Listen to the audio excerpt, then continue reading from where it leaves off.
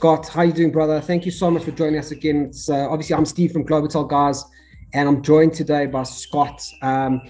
Previously from Invisible PPC, you just told me that you've actually left Invisible PPC. Give us a quick introduction, who you are, where you're from, and give us your socials as well so people know how and where to find you. Yeah, definitely. So I'm still with the core team of PPC, so Invisible PPC, Rob Warner and Joe Troyer. So we've moved away, we've sold Invisible PPC, and we're focusing on SaaS now, SaaS platforms that purely help agencies to win more business and improve their PPC campaigns. So that's what we do at the moment. Socials, best place is LinkedIn. I am on Facebook, but go to LinkedIn and Scott A. O'Brien and you'll find me on there. Cool. I'm sure you're the only Scott O'Brien out there, so it should be easy. There's only one. There's only one. So then, obviously, I'm Steve from Globital. Nice to see you guys, and for those who managed to pull in and to join us, and there are a few people who are quite interested in this event. It is an important one. I mean, I think obviously we brought Scott on because of the PPC angle. That's his niche. It's where he knows and what he knows. And PPC, man, is only getting stronger, isn't it? Yeah, definitely. And I think it's a part of everybody's strategy. And if it's not a part of your strategy, it should be. It's the biggest, mainly Google, but like major platform, most people are using it. You have to be present on there. And even if you're doing a fantastic job with SEO, somebody bids on your brand, they go straight above you. So there has to be a presence within PPC, whatever that looks like. Yeah, and I remember actually, now that you mentioned, I think it was a year or two ago, there were actual talks of putting even more PPC ads above the search results. That obviously never took off, or they didn't go down that route? Yeah, no. So the way that we're seeing Google changing and the way that going forward is more with an AI route. So they're looking at ways that they can perform or better perform accounts. So they're looking at ways that they can put AI into the system that aggregate it and make it an equal playing field, which sounds great. But for us digital marketers and those ones that want to be the best, it's really difficult. It makes things difficult. And that's one of the things I want to talk about today. Awesome. So hit it, man. What are we looking forward to in 2022? Yeah. So 2022 is probably going to see, or is already seeing, a removal of sort of removal of control by Google. So over the sort of 2022, we'll start to see that actually data and the things that we can do will become more AI driven. Now, this isn't a bad thing, but it's not a good thing for those ones that those agencies that want to perform and want to be the best. So what it means for Google's playing field, they care about everybody. So they want an equal playing field and they want to care about the aggregate. They care about everybody getting an equal result. Whereas actually, when we're looking at the Google performance, we want to be the best. We want to make sure our campaigns are performing the best. And the removal of some restrictions and the AI in place means that we have less control over our Google PPC campaigns as we did previously. And this is one of the things and the transitions that we're trying to help with. Amazing. So I mean, firstly, I love it. What you start off there with is less control by Google, which is always a good thing. But what are agencies? I mean, what obviously there's the year-long plan, the year-long, 1 to 2 years, etc. What should we be doing right now? What should be on our checklist for the month of February to start putting into plan and actually doing? Yeah, that's a great question. So the first thing we should be doing is looking at ways we can bring back control. That's the main thing. We want to make sure that we have control within our sphere so that we can perform better. And this is one of the things that you should start be looking at. You should be looking at tools that will allow you to have further data and insights into performing campaigns. So you can see what's going on the front of the campaign on a Google search field, and also what's going on within your campaign so you can improve. So things like keywords, etc. And use tools like that to help perform your Google PPC and take it to the next level, because those restrictions are being removed from Google as we speak. Got you. And I think what you're getting at is performance marketing. It's that data-driven decision making rather than just gut feel. I mean, we're all pretty good marketers while we're in the agency space and while we run our own agencies and whatnot. But the reality is that, we know this personally because we support so many digital agencies. We're running campaigns for psychologists in Auckland, New Zealand, all the way to painters in California. So it's a bit of a wide spectrum, and we tend to think that we know our niches, or we know our clients' niches, but we have to rely on that data, and that's still the trend. I mean, we need to react, even if it means lower reach and bigger budgets, but better results and better ROI. Yeah, completely. Data is the biggest part of 2022, and it's something that you need to be in control of. And let's be honest, most agencies will probably have a maximum of about 5 or 6 clients in one specific niche, maximum.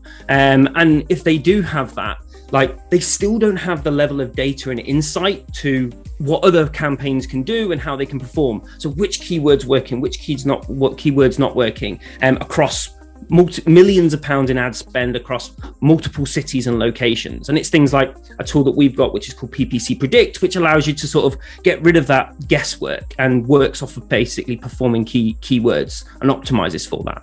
Got you. And obviously we talk a lot about Google PPC, which is Google Ads and whatnot. PPC is found and is relevant on a bunch of different platforms. You've got PPC advertising everywhere. And I know that for digital agency owners, a lot of that's one of the main questions we get. Which platform should we be running our ads for? This plumber, for that nursery school, for that barbershop?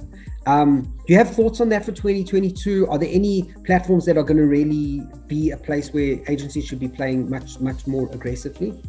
Yeah, so I still think YouTube's an amazing area within sort of PPC scape and stuff like that. I think video content's great, but I also think that's across all platforms. For me, I actually think it's less about the platform that you think. Think about what your client's going to be. Think about where your client's audience is going to be and where they perform. And we've been running ads on Facebook and getting incredible results.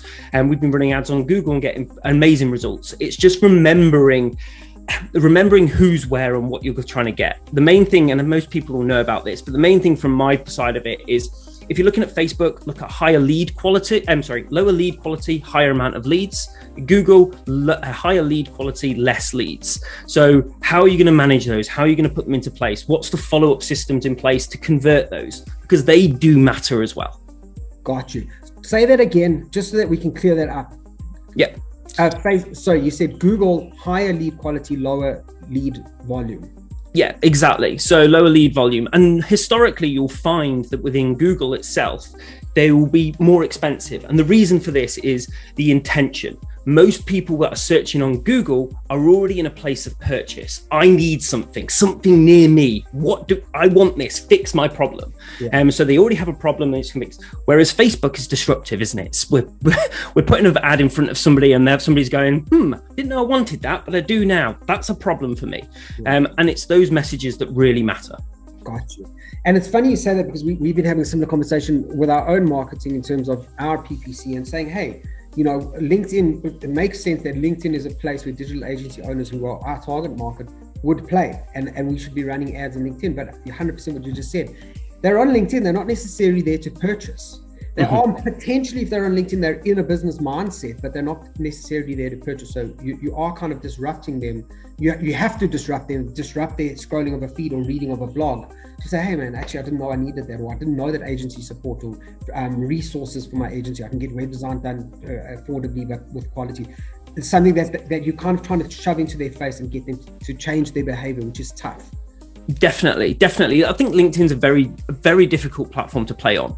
I think I've not dabbled too much in the ads, but actually some of the stuff that you can do, it's not as built out as platforms like Facebook and Google. So it's a bit more difficult to play on.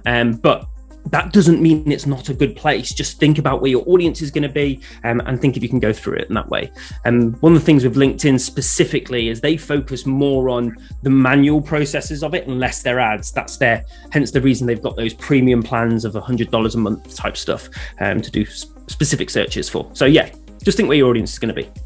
And if an agency is thinking about, hey, they're pretty strong at Google ads and they're pretty strong at Facebook ads, but they're looking to start playing in LinkedIn, should they be looking for a LinkedIn expert, or can they Google ads and Facebook ads figure that a platform like LinkedIn, which is quite different, could they figure that out on their own?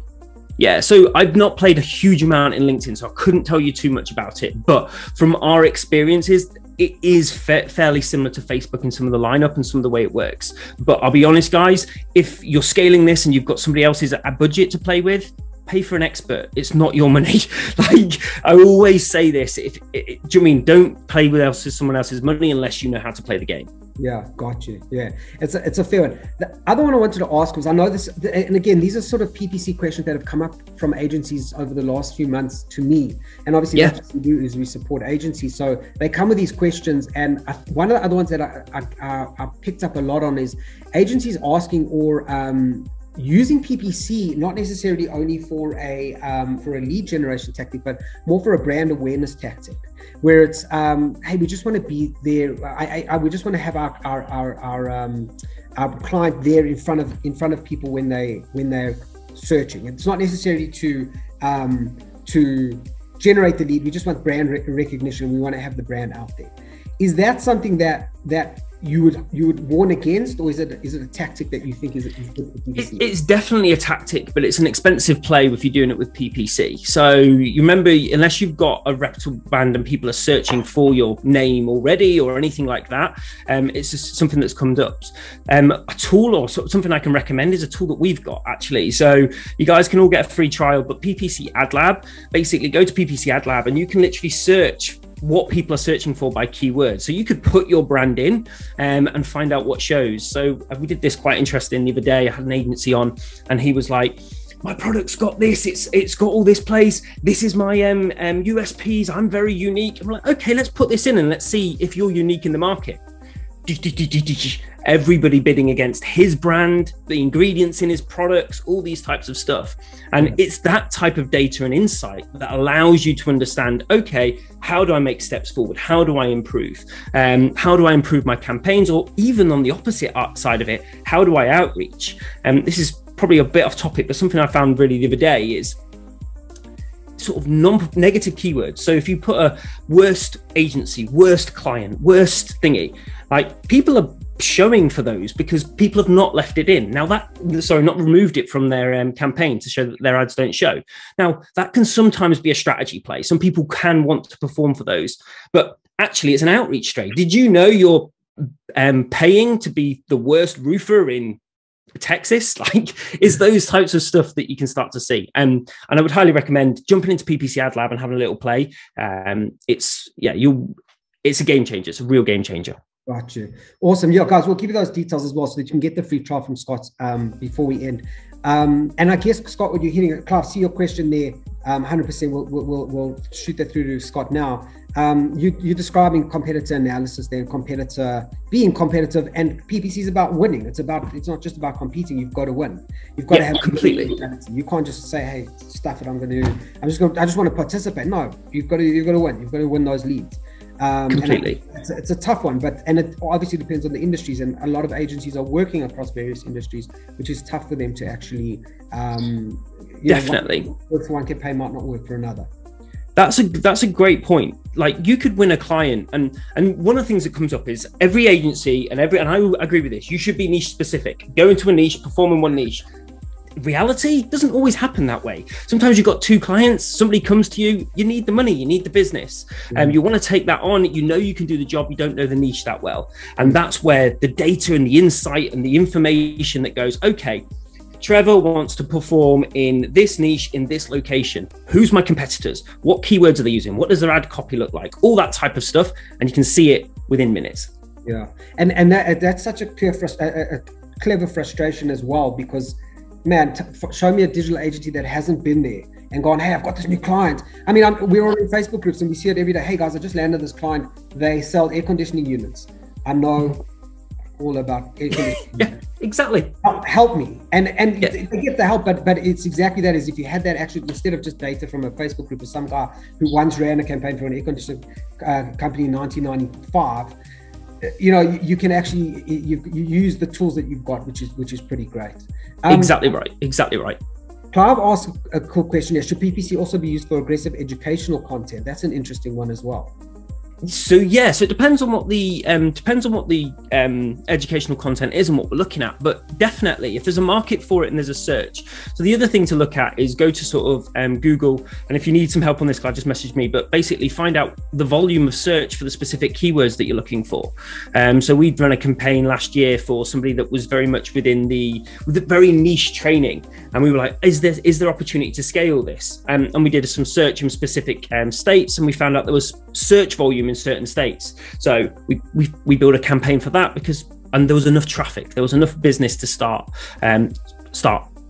Got you. And Clive, I guess what you're getting there as well is, I think you're hitting on an important point, because educational content, man, if you've been on TikTok lately or Instagram Reels, it's all about, hey, learn this, you can become an expert in 1 week and all that.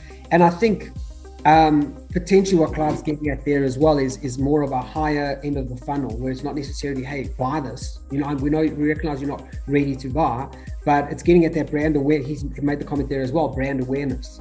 So maybe you're just sending a lead magnet, maybe you're just setting an ebook that says, hey, here's some educational content. I don't want to sell you anything. I recognize you're not ready, but why don't you figure out, affiliate marketing is the big one on TikTok, but why don't you figure out how to, I don't know, plumb or build the desk at home or something like that. Here's a free content that you can do. Hey man, cool, let me buy that tool. I can actually get it.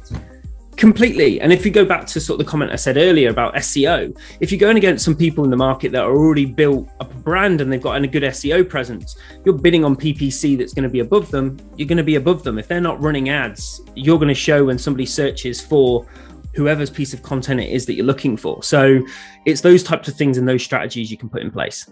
Amazing. Dude, anything else we need to know? Anything No, else? I think that's really it. I think the main thing for me is the change and the shift within Google for the AI function. It is going to make it a level playing field in certain aspects, but if we want to perform, we need the data, we need the insight. And if you need some ideas on how to get that, hit me up. Hit PPC Ad Lab up. I'll put a link within this so that you guys can get access and stuff. And we're here to help. Amazing. Guys, thank you so much for joining. And for those who caught the entire one, thank you. Really appreciate it. And stay tuned for more. We've literally got more chats exactly like this. Got another one coming up next week with Dan Knowlton, who's also a fantastic resource. And then the next week after, we're going to redo our one with Alex, which didn't happen last week because of technical difficulties. Was it last week or the week before? Because of the technical shit we had. Still fuming over that. But really appreciate it. And yeah, I mean, Scott, thank you so much for taking the time, bro. It's always, hopefully this is the first of many, because, we recognize that PPC is a real tough one for a lot of agencies, and a lot of agencies that we speak to are almost scared to get involved in it because they worry about budget and they worry about losing their shirt or losing their client shirt, as saying with other people's money. But I think with resources and support like you, and you're in the community, guys, if you need some help, we'll shoot Scott's details down below. Definitely get in touch with him, and we'll chat again soon. Yeah, appreciate it. Thanks a lot. Amazing. Thank you, bro.